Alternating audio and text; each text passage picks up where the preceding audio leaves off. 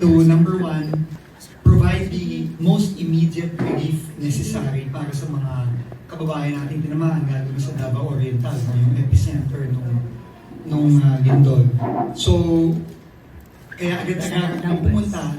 So, yung mga kailangan immediately na gawin, sinimulan natin actually kahapon pa lang. No? So, kahapon nag-start ng road clearing ang DPWH, especially in Oriental, in De Oro, and in Norte. No? So, sabay-sabay na yun.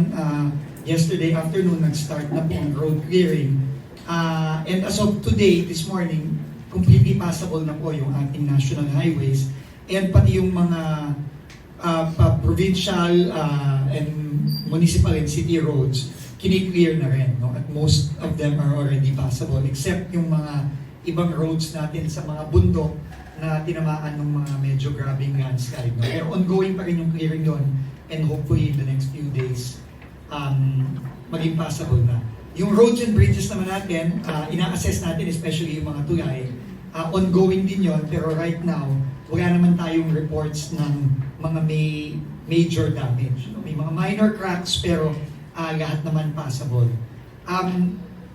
Next is, I think, ang very important, yung sinasabi mo nga, yung Manay District Hospital. No? Kasi kawawa yung mga kababayan natin doon maraming injured and hindi magamit. So, in-assess na yon the whole morning. Unfortunately, ang assessment hindi maganda at hindi natin siya magagamit una. No? So it's too dangerous and none of the, I think, 7 buildings were cleared for use. No? So luma na naman talaga yung district hospital na yon, kaya in all likelihood, kailangan ng complete reconstruction na nung hospital. Later on, sasabihin na lang ni Sec Rex, no?